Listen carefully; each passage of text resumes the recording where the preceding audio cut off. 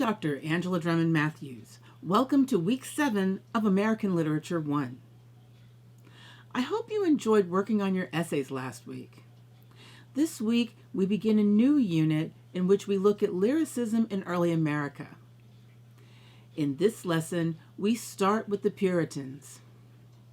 As you recall, the Puritans came to the New World to practice what they thought of as a purer Christianity. They weren't the majority of settlers, but they left a strong impression on the culture. Anne Bradstreet was a Puritan who traveled from England to Massachusetts in 1630 with her family and her new husband. Her writing led her to become the first Puritan writer that we recognize and one of the first writers to be published in the colonies. She wrote about her life and experiences, but she is also notable for the ways in which her writing challenged the role of women in society. Next, we'll look at two notable Puritan texts, the Bay Psalms book and the New England Primer. The Bay Psalms book was the product of the Puritan desire to refine worship, and importantly, it was the first book printed in the colonies. If you're familiar with the Christian Bible, you know that the book of Psalms is actually a book of songs. Translations of these songs from the Hebrew were used in the Puritan churches as part of worship. But apparently, the Puritans living in the Massachusetts Bay Colony were dissatisfied with the translation. They created a new translation of the Psalms in metered verse to sing along with commonly known worship tunes. You'll get to compare one of their translations with the King James Bible translation. Next, we'll look at the New England Primer. A primer is a book used to teach reading to children, and the New England Primer is the first primer created in the American colonies. While that might not seem like a big deal, it became a big deal for a couple of reasons. First, it was extremely popular. Children all over the colonies used this book, and many copies were printed. More important, though, was what this primer taught besides the ABCs. Among the lessons about letters and reading were moral teachings and biblical stories. It taught children Puritan values and religious teachings. So even though the Puritans were a minority group, their worldview spread widely through the new America, in part because of the New England Primer. Next, we'll read about Sarah Wentworth Morton. Morton wrote poetry on a number of topics, including the role of women, society, and race, and the abolition of slavery. I couldn't find a video about her, but please read the background information I provided before reading her poem, The African Chief. Next, we'll read the works of Phillis Wheatley. Wheatley was the first African American to publish a book of poetry. She was born in Africa, then sold into slavery.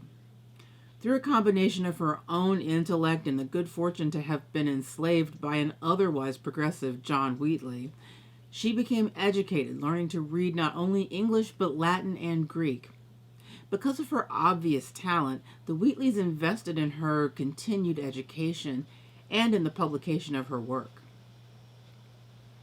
Next, we'll read the works of Frances Ellen Watkins Harper. Harper was another of the first African American published authors. She was born as a free person in Baltimore, Maryland. She not only became a prolific writer, but she was an abolitionist, suffragist, and a teacher. The next poet we'll read this week is probably familiar to you. Have you ever heard these lines? Listen, my children, and you shall hear of the midnight ride of Paul Revere. Those lines come from the poem Paul Revere's Ride by Henry Wadsworth Longfellow. It's commonly taught to kids in elementary school. or at least it used to be. Longfellow was one of the more popular poets in America. His works were widely read and were influential to writers, artists, and others throughout America. Next, we'll read the work of William Cullen Bryant. Bryant was a poet and a journalist. He was an editor for the New York Evening Post. He was a liberal. He spoke against slavery, stood up for those facing religious persecution, and advocated for workers' rights. Finally, we'll read selections of early American ballads and songs. You'll read selections of Native American oral poetry, and from the American Literature Documents folder, you'll read selections from Songs of the Enslaved and White Communities and Songs of Patriots and Loyalists. These provide a good representation of the verse of the common person, reflecting the lives and concerns of early Americans. Is that a lot? I think it looks like more than it actually is. Just be sure to learn about each author or topic and engage with a few works from each. The idea is that you get a good understanding of the lyrical production of the time and become familiar with the lives and influences that help to generate our culture. This week, please meet with your group members to discuss the works. You'll also have some discussion questions to answer, so check the discussion board during the week. As usual, you can email me at any time you have a question. I'll also be available in our optional class discussion on Thursday. Check Blackboard for times. That's all for now. Work hard and stay safe. Bye-bye.